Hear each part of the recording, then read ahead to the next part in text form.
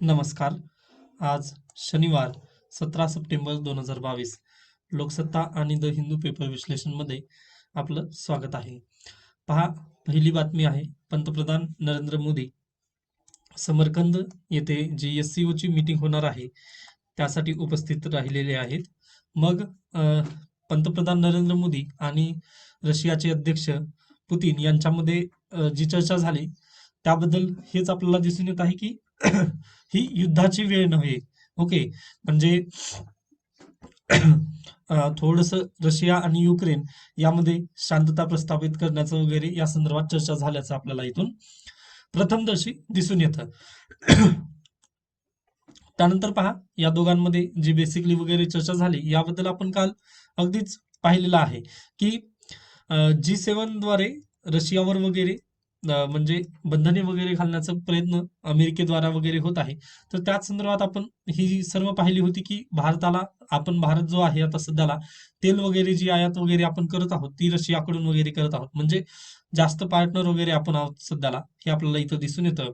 तर यासोबतच आपण खत आणि जे तेल आहे कच्चं तेल, हे दोन्हींची आयात आपण रशियाकडून वगैरे करत आहोत. पण यासोबतच जरी रशियाकडून जरी करत असलो तरी आपण हे जे व्यवहार वगैरे आहेत हे डॉलरमध्ये वगैरे आपण करत नाहीये, कारण डॉलरमध्ये व्यवहार करण्यासाठी वगैरे रशियाला परमिशन ती नाकारलेली आहे.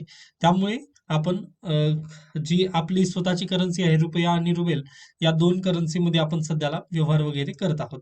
ओके, म्हणजे डॉलरचा इथं उपयोग वगैरे होत नाहीये. त्यानंतर इकडे गेल्यानंतर खाद्यतेलांच्या दरात मोठी घसरण. ही घसरण कशामुळे? तर सीमा शुल्क रद्द करण्यात आलेली आहे. ओके, म्हणजे पूर्वी जे कस्टम ड्युटी वगैरे लावण्यात येत होती ती कस्टम ड्युटी आता कमी करण्यात आलेली आहे. त्यामुळे खाद्यतेल जे आहे ते कमी झालेले आहेत. अगदी जर अशाच पद्धतीने जर व्हॅल्यू ॲडेड टॅक्स वगैरे जर कमी करण्यात आला राज्य सरकारचा आणि केंद्र सरकारचा, तर नक्कीच तुम्हाला पेट्रोलियमच्या किमती देखील कमी असलेल्या आपल्याला दिसून येतील. ओके, म्हणजे पहा, पूर्वी 180 रुपयाचे आता 140 वगैरे अशा पद्धतीने आपल्याला इथं डायरेक्टली सांगता येईल. त्यानंतर ठाणे आणि पुण्यात रुद्रवर्षा. पुढे गेल्यानंतर सरनाईक यांना ईडी चौकशी प्रकरणी दिलासा. हे आपल्यासाठी म्हणजे कामाची न्यूज नाहीये. ओके, हे रस्ते अपघात हे पण नाही. त्यानंतर 4थी पर्यंतच्या विद्यार्थ्यांची गृहपाठातून सुटका, तज्ञाबरोबर चर्चा करून लवकरच अंतिम निर्णय, केसरकर यांनी म्हटलेला आहे. त्यानंतर जॉन्सन्स बेबी पावडरचा परवाना कायमस्वरूपी रद्द. पहा, अगदीच मागच्या आठवड्यामध्ये लेख आलेला होता. ओके, तेव्हा जॉन्सन बेबी स्वतः यांनी प्रोडक्शन वगैरे 2023 पासून रद्द करणार होते, कारण त्यांच्या पावडरमध्ये ॲस्बेस्टोस हा घटक आहे. ओके, हे सर्वांना माहिती होतं तरी पण परवाना वगैरे चालू होता. मग आता हा परवाना कायमस्वरूपी बंद करण्यात आलेला आहे. कारण पहा, त्यांनी ऑलरेडी US आणि कॅनडामध्ये हे प्रोडक्शन ऑलरेडी बंद होतं, परंतु भारतामध्ये सध्याला पण चालू होतं. मग त्या धर्तीवर त्यांनी हे स्टेप वगैरे उचललेले आपल्याला दिसून येतात. त्यानंतर पुढे चला, सर्व गोवंशांचे लसीकरण. मी कालच याबाबत बोललेला आहे व एक म्हणजे आपल्याला लोकसत्तामध्ये एक लेख आलेला होता लंपी स्किन बद्दल. त्याची जी प्रत आहे ती मी टेलिग्रामवर ऑलरेडी तुम्हाला दिलेली आहे. मग ते पण तुम्ही एकदा वाचून घेऊ शकता. ओके, तर टेलिग्राम चॅनलवरती मी ते ऑलरेडी टाकलेलं आहे, ते तुम्ही प्लीज वाचून घ्या. त्यानंतर पुढे चला, बाबासाहेबांच्या स्वप्नपूर्तीसाठी रामनाथ कोविंद यांनी नरेंद्र मोदी यांचं वाढदिवस औचित्य साधून एक पुस्तकाचं प्रकाशन वगैरे त्यांच्या हस्ते झालेलं आहे. तर ते पुस्तक आहे डॉक्टर बाबासाहेब आंबेडकर आणि नरेंद्र मोदी असं पुस्तकाचं नाव वगैरे आहे. तर त्या संदर्भात त्यांनी दिलेलं आहे. मग मी ते पूर्ण वाचणार नाही व ते आपल्यासाठी कामाचं पण नाहीये. त्यानंतर अवतार यांची नाताळ कथा, हे पण म्हणजे पुस्तक आहे बुकर प्राइज साठी वगैरे गेलेलं, परंतु याला मी स्किप करतोय कारण यामधून आपल्याला काही मिळणार नाहीये. ओके, म्हणजे मिळू शकेल परंतु तेवढं जास्त वेळ खर्च करून जास्त आपल्याला त्याचा फायदा नाहीये. त्यानंतर फेडरल रिपब्लिक यांच्या संबंधी कालच चर्चा केली. त्यानंतर आदिवासी वाघ सहजीवनाचा दृष्टांत, यात पण समित्या वगैरे त्यांनी दिलेला, परंतु त्यामधून सिलेबस आपला कव्हर होणार नाही, त्यामुळे स्किप दिस. त्यानंतर पुढे चला, हे अशाच म्हणजे सर्व राजकीय बातम्या वगैरे आहेत या दृष्टिकोनातून म्हणजे जो आजचा वृत्तपत्र आहे तो जास्त काही आपला कामाचा दिसून आलेला नाहीये. ओके, त्यानंतर पुढे गेल्यानंतर चतुरंग मॅगझिन आहे यांचं लोकसत्ताचं. ओके, याच्यात पण जर एखाद्याला नक्कीच आवड वगैरे असेल तर त्याला कम्प्रिहेन्शन मध्ये नक्कीच फायदा होतो, त्यामुळे तुम्ही वाचून घेऊ शकता. पण जर आवड वगैरे नसेल किंवा जर वेळच नसेल कदाचित, तर तुम्ही या चतुरंग मॅगझिनला स्किप करू शकता. त्यानंतर पुढे द हिंदू मध्ये आपलं स्वागत आहे. पहा, 17 सप्टेंबर 2022 वार आहे शनिवार. फ्रंट पेजवरती पूर्णतः ऍडव्हर्टाइजमेंट आहेत दोन्ही पेजवरती. त्यानंतर पहिला पान सुरू होतो, SCO members should give each other full transit right Modi. म्हणजे ट्रान्झॅक्शनचे जे राईट वगैरे आहेत ते देण्यासंदर्भ यांनी फ्री ट्रेड अग्रीमेंट वगैरे इथं याला पाठपुरावा करत आहेत नरेंद्र मोदी यांनी. पाहूयात, पण आताच त्यावरती म्हणजे सँक्शन्स वगैरे झालेले नाहीत. मग त्यानंतर पाहता येईल. मी लोकसत्तामध्ये पण हे घेतलेलं नव्हतं. पण आता हे समरकंद कुठं आहे वगैरे, त्यांची मीटिंग वगैरे कुठं चालू आहे, हे जर तुम्हाला समजण्यासाठी हा सेंट्रल आशियाचा मॅप तुम्हाला अगदीच महत्वाचा ठरतो. पहा, ओके, कझाकस्तान, उझबेकिस्तान, तुर्कमेनिस्तान, त्यानंतर हे कॅस्पियन सागर, इथं अफगाणिस्तान, पाकिस्तान, इंडिया, ओके, व हे चायना. हे जे इथले हे जे म्हणजे सर्व जे कंट्रीज वगैरे दाखवलेले आहेत चांगल्या रंगाने, ओके, ते कोणते आहेत? Central Asian country. ओके, हे आपल्याला लक्षात असायला हवं. सेंट्रल आशिया कंट्रीज. ओके, तर उझबेकिस्तान इथे आता सध्याला हे चालू आहे, जे एससीओ ची मेंबर्सची जी मीटिंग चालू आहे ती उझबेकिस्तानमध्ये चालू आहे, सेंट्रल आशिया. ओके, हे तुम्हाला लक्षात असायला हवं. त्यानंतर फक्त हे मॅप म्हणजे तुमच्या लक्षात राहावं यासाठी मी घेतलेला आहे. त्यानंतर बाकी परत इकडे न्यूजमध्ये या. पहा, 21,000 square 100% in addition of CUET, म्हणजे जी कॉमन एंट्रन्स टेस्ट झाली दिल्ली युनिव्हर्सिटी द्वारा, नॅशनल टेस्टिंग एजन्सी यांची. तर पहा, तर यामध्ये 21,000 जे विद्यार्थी आहेत त्यांनी 100% वगैरे घेतलेले आहेत. म्हणजे नॅशनल टेस्टिंग एजन्सी द्वारा ही टेस्ट वगैरे आयोजित केली होती. सेंट्रलच्या जे युनिव्हर्सिटी वगैरे आहेत आता, ओके, तर अंडर ग्रॅज्युएट म्हणजे जे 12वी झाल्यानंतरचे जे पुढचे वगैरे कोर्सेस असणार आहेत त्याच्यासाठी ही परीक्षा वगैरे घेण्यात आली होती. त्यांची जी ही प्रोसेस आहे. मग गेल्या महिन्यामध्ये याबद्दल पण लेख आलेला होता की याला पण जेडब्ल्यू आणि नीट पण या कक्षेमध्येच आणायचं वगैरे, पण ते अद्याप निर्णय वगैरे झालेला नाहीये केंद्र सरकारचा. त्यामुळे आपण याला स्किप करून पुढे जाऊयात. त्यानंतर Eklavya school face shortage of teachers. 11,340 teachers needed for 378 school. म्हणजे एकलव्य शाळा ज्या आहेत, ओके, ट्रायबल डेव्हलपमेंटसाठीच्या एकलव्य शाळा आहेत, तिथे 11,340 शिक्षकाच्या पद रिक्त आहेत. म्हणजे पहा, अशा जर पदं वगैरे जर रिक्त असतील तर अगदीच आपल्याला दिसून येतं की जे हे आहे, जे एज्युकेशन सिस्टीम आहे तिथे कुठेतरी कमतरता आपल्याला इथं दिसून येते. त्यामुळे आपण जेव्हा एज्युकेशन सिस्टीम बद्दल वगैरे जर उत्तर लिहायचं असेल तेव्हा आपल्याला यावरती डायरेक्टली उत्तर तुम्हाला जे स्टाफ वगैरे आहे ते रिक्त नसायला पाहिजे अशा पद्धतीने तुम्ही सजेशन वगैरे तिथं देऊ शकतो. ओके, म्हणजे ताण येणार नाही. जे स्टाफ आहे कमी, त्यावरती ताण आता जास्त होतो, त्यामुळे ते जास्त एफिशियंटली वगैरे काम करू शकत नाहीत. पण त्यांच्यावरचं जेव्हा बर्डन कमी होईल तेव्हा ते चांगल्या पद्धतीने वगैरे काम करतील, हे आपल्याला इथं डायरेक्टली सांगता येतं. त्यानंतर पंधरवाडा आहे, सेवा पंधरवाडा म्हणून जाहीर करण्यात आलेला आहे महाराष्ट्र गव्हर्नमेंटनी. तर याद्वारे 10 सप्टेंबर पर्यंतच्या अर्जाचा निपटारा वगैरे करण्यात येणार आहे. तर यामध्ये कोणत्या कोणत्या सुविधा वगैरे मिळणार आहेत हे पाहून घेऊ शकता तुम्ही. 2 ऑक्टोबर पर्यंत हा सेवा पंधरवाडा वगैरे असणार आहे. 2 ऑक्टोबर गांधीजी यांची जयंती आहे. ओके, त्यानंतर पुढे चला. आसाम आणि तामिळनाडू यांच्यामध्ये वगैरे हे एलिफंट फाईट, हे म्हणजे हत्तीच्या टेम्पल हत्ती यामधून ते फाईट वगैरे आहे, ते पण युपीएससी वगैरे विचारण्यात येणार नाही, त्यामुळे त्याला आपण स्किप दिस.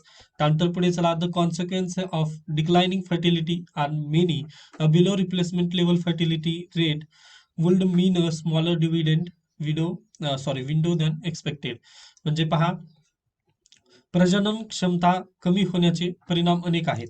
ओके, तर पहा, कमी प्रजनन दर म्हणजे अपेक्षेपेक्षा लहान लाभांश विंडो. ओके, लाभांश विंडो म्हणजेच जे डेमोग्राफिक डिव्हिडंड आहे त्या संदर्भात हे देण्यात आलेलं आहे. तर पहा, लोकसंख्या, ओके, तर गेल्या 70 वर्षांमध्ये सरासरी जागतिक प्रजनन क्षमता सातत्याने कमी होत आहे, हे आपल्याला एक आकडेवारी दिसून येते. त्यानंतर 1995 मध्ये प्रति स्त्री सरासरी 5 मुलांवरून 2020 मध्ये 2.4 मुले झाली आहेत. म्हणजे पहा, आपण एवढं कमी केलेलं आहे. कारण ऑलरेडी पण म्हटलेलं होतं की पूर्वी कसं होतं, तर हे म्हणजे हॉस्पिटल वगैरे हॉस्पिटलची संख्या वगैरे कमी होती. ओके, हॉस्पिटल वगैरे नव्हती 1947च्या दरम्यानचा म्हणतोय मी. भारतातले जर रेट वगैरे जर घेतला किंवा अन्य जागतिक स्तरावरची जरी रेट घेतला आपण, तर सगळीकडे एकच स्थिती आपल्याला दिसून येतो. त्यामुळे हेल्थ इश्यू जे होते ते हेल्थ इश्यूज आपल्याला जास्तीत जास्त आपल्याला पाहायला मिळायचे. ओके, म्हणजे हेल्थ इश्यू जास्त म्हटल्यानंतर जे मृत्यू दर आहे तो अगदीच जास्त असायचा. त्यासाठी जो फर्टिलिटी रेट होता म्हणजे प्रजनन जे दर होतं ते अगदीच जास्त असायचं. ओके, परंतु पुन्हा जसं जसं हॉस्पिटलची संख्या वगैरे वाढत गेली. ओके, म्हणजे हेल्थ इश्यूज वगैरे कमी झाले, तेव्हा हे प्रजनन दर वगैरे जे सॉरी मृत्यू दर वगैरे कमी झालं. मग सर्व शिक्षित लोकांना वगैरे समजून आलं की अशा पद्धतीने वगैरे जे जास्तीत जास्त प्रजनन वगैरे असणं कामाचं नाही वगैरे, ह्या म्हणजे न्यूक्लिअर फॅमिली वगैरे हे सर्व मॉडर्न कल्चर वगैरे भारतामध्ये पण रुजू झालं. तेव्हा ही जी पूर्वीची जी पद्धत होती, ओके, ते न्यूक्लिअर फॅमिली वगैरे यांनी सर्व रिप्लेस होऊन काय झालं, प्रजनन दर पण आपल्याला आता अगदीच कमी झालेलं दिसून येत आहे. म्हणजे पहा, पूर्वी जे 5 होतं ते आता 2.4 म्हणजे अगदीच निम्म्यापर्यंत आपण आलेलो आहोत. ओके, त्यानंतर ही सगळी आकडेवारी वगैरे दिलेली आहे सगळ्या देशांबाबत वगैरे, म्हणजे जागतिक स्तरावरची पण आकडेवारी UNDP ने वगैरे जे जाहीर केली त्या संदर्भात पण आपण हे दिलेलं आहे. त्यानंतर ताज्या नॅशनल फॅमिली हेल्थ सर्व्हेनुसार 2021 मध्ये प्रथमच प्रजनन दर प्रतिस्थापन पातळीपेक्षा 2.0 पर्यंत खाली आल्याने भारतीय स्थिती काही वेगळी नाही. केवळ 5 वर्षांत हा दर 10% कमी झाला आहे. म्हणजे 10% आपण अगदीच कमी झालेली म्हणजे जे प्रजनन आकडा होता आपला तो 10% कमी झालेला आपल्याला इथं दिसून येत आहे. त्यानंतर भारताचा प्रजनन दर प्रति स्त्री 6 होता आणि सरकारने स्वातंत्र्याच्या वेळीचा आहे हा, आणि सरकारने 1992 मध्ये जगातील पहिला कुटुंब नियोजन कार्यक्रम सुरू केलेला होता आपला भारत देशाने. ओके, 5 पर्यंत पोहोचण्यासाठी 25 वर्ष लागली होती भारताला. म्हणजे 5 पर्यंत तेव्हा. ओके, म्हणजे फक्त एक कमी होण्यासाठी. ओके, इथं जे 6 होतं ते इथं 5 होण्यासाठी त्यांना फक्त 25 वर्ष लागली होती भारत सरकारला. ओके, तर परंतु जर आताची स्थिती पाहिली तर 10% फक्त 5 वर्षात हा दर 10% कमी झालेला आपल्याला दिसून येत आहे. म्हणजे ही सर्व स्थिती जी आहे ती उलटी आपल्याला दिसून येत आहे. त्यानंतर 1990च्या दशकात भारताची प्रजनन क्षमता 4वर घसरली. प्रजनन दर प्रतिष्ठान पातळीमुळे कमी असलेले केरळ हे भारतातील पहिले राज्य ठरले. ओके, मग त्यानंतर हळूहळू इतर राज्यांनी पण ते कमी करण्यात आलेले आहेत. आता सध्याला मी किती सांगितलं तर 2 आहे. ओके, 2.4 आहे. ओके, तर 2.4 मध्ये पण पहा, बिहार हे 3 आहे. त्यानंतर मेघालय 2.9, उत्तर प्रदेश 2.4, 2.3, त्यानंतर मणिपूर 2.2 आहे म्हणणं आहे. हे जास्तीत जास्त व हे कमीत कमी राज्य आपल्याला इथं दिसून येत आहेत.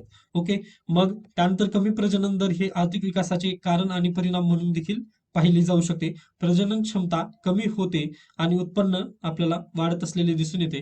मग या संदर्भातील हे सर्व काय म्हणतो आपण जे याच्याशी रिलेटेड जे हे आहेत म्हणजे स्कीम्स वगैरे जे आहेत या सर्व मी या एडिटोरियलमध्ये देण्यात आलेले आहेत. त्यानंतर प्रजनन क्षमता हाताळणे कशा पद्धतीने ती हाताळली पाहिजे वगैरे हे सर्व आपण इथं दिलेलं आहे. तर पहा, रशियामध्ये जी आहे प्रजनन दर अतिशय कमी आहे, त्यामुळे तिथे त्यांना पैसे वगैरे देतात. ओके, जर्मनी वगैरे इथं म्हणजे युरोपियन कंट्रीजची जी लोकसंख्या आहे ती अतिशय कमी आहे.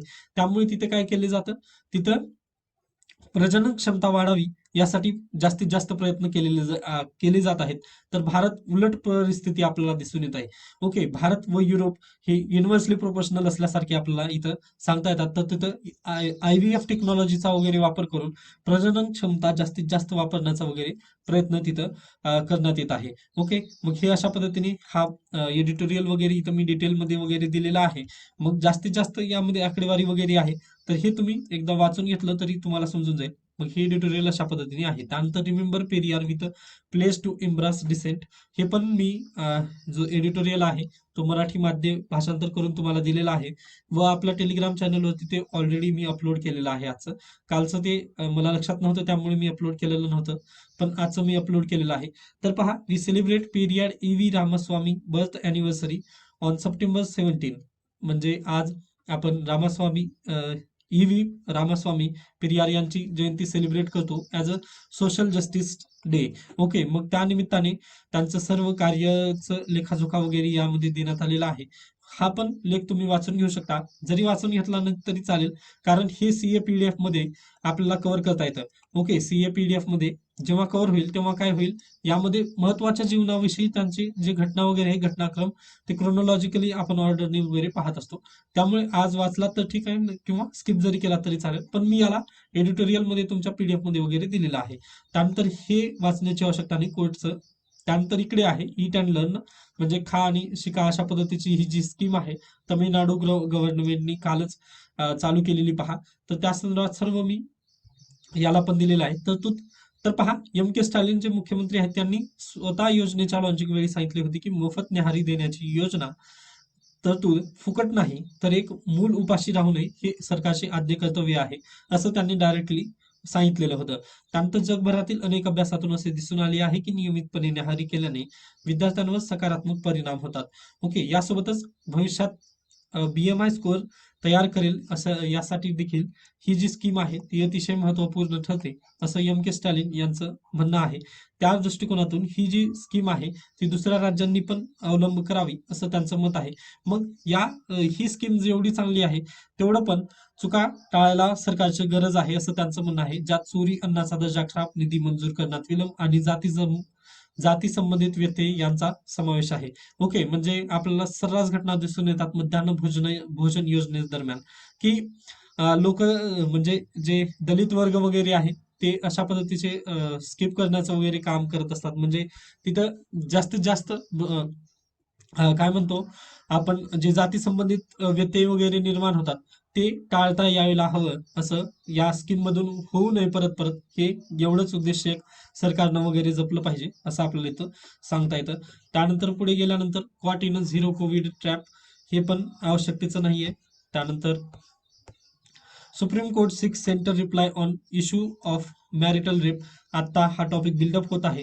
ओके, त्यानंतर पुढे पाहूयात की महिलेचं त्यांच्या म्हणजे लग्न झाल्यानंतर त्यांचं स्वतः आर्बिटरी राईट वगैरे आहेत किंवा नाहीत वगैरे, हे सर्व या बाबतीत आहे. पाहूयात, सुप्रीम कोर्टानं तशी गव्हर्नमेंटकडून सूचना वगैरे मागवलेली आहे. यासोबतच युक्रेनमधून जे वापस आलेले विद्यार्थी आहेत त्यांच्यासाठी पण एक वेब पोर्टलची मागणी वगैरे होत आहे. मग सुप्रीम कोर्टाने पण गाईडलाईन वगैरे जारी केलेले आहेत. त्यानंतर Modi true follower of Ambedkar हे अशा पद्धतीने त्यांनी पुस्तक लिहिलेलं आहे. असं ठीक आहे, Modi true follower of Ambedkar हे पुस्तक म्हणजे टायटल जर ठीक आहे, परंतु लोकसत्तामध्ये असं देण्यात आलेलं आहे पहा. ओके, ते आपल्याला कदाचित कुठेतरी नकोसं आहे ते. ओके, त्यामुळे मी हा लेख तुम्हाला रिकमेंड केला नाहीये. ओके, कुठे आहे तो, हा पहा, बाबासाहेबांच्या स्वप्नपूर्तीसाठी म्हणजे त्यांची स्वप्नपूर्ती सॉरी म्हणजे बाबासाहेब आंबेडकरांनी जी स्वप्नपूर्ती पाहिली होती आपल्याला याच्यामधून येते, सॉरी, कॉन्स्टिट्यूशन मधील जे डीपीएसपीज आहेत त्यामधून आपल्याला हे दिसून येते. तरी देखील डीपीएसपी मध्ये डीपीएसपीची ही बेस्टरित्या ही केलेली आहे, परंतु जे आर्टिकल 360 356 वगैरे जे हे होते म्हणजे काय म्हणतो कलम जे आहेत, ओके, राज्याची आणीबाणी वगैरे जी आहे ती बाबासाहेब आंबेडकर यांनी तर नाहीच म्हटली होती. मग तरी देखील त्यावरती पातवर वगैरे चालणं होत नाही. त्यामुळेच मी याला पहिल्यांदाच म्हटलं की हे अशा पद्धतीचं होऊ शकत नाही, त्यामुळे मी हे डायरेक्टली स्किप केलेलं आहे. ओके, त्यानंतर पुढे चला, understand India's concern on Ukraine Putin, हे पण ऑलरेडी आपण लोकसत्तामध्ये न्यूजमध्ये तेव्हा पाहिलेलं आहे, त्यामुळे याला पण स्किप करून आपण डायरेक्टली पुढे जाऊयात. हे आता सर्व ज्या बातम्या आहेत त्या राजकीय, त्यानंतर बिझनेस, त्यानंतर पुढे गेल्यानंतर आपण स्पोर्ट्स न्यूज चालू होतात. या सर्व म्हणजे इथून आपल्याला काहीही परीक्षेमध्ये वगैरे विचारण्यात येणार नाही, त्यामुळे मी हे इथं स्किप वगैरे करतो. त्यानंतर आज सॅटरडे, त्यामुळे टेक्स्ट आणि कंटेक्स्ट हा पण पुरवणी येत नाही, त्यामुळे अशा पद्धतीने आपण डायरेक्टली इथं हा न्यूजपेपर आपला द हिंदू पण इथं संपतो. यामध्ये जे देण्यात आलेले एडिटोरियल वगैरे आहेत ते मी तुम्हाला जास्त एक्सप्लेन केलं नाही, परंतु तुम्ही ते डायरेक्टली मराठीमध्ये आहेत, त्यामुळे तुम्ही ते वाचून घेऊ शकता. त्यासाठी टेलिग्राम चॅनलवरती मी PDF ऑलरेडी प्रोव्हाइड केलेले, तिथून तुम्ही वाचू शकता. धन्यवाद.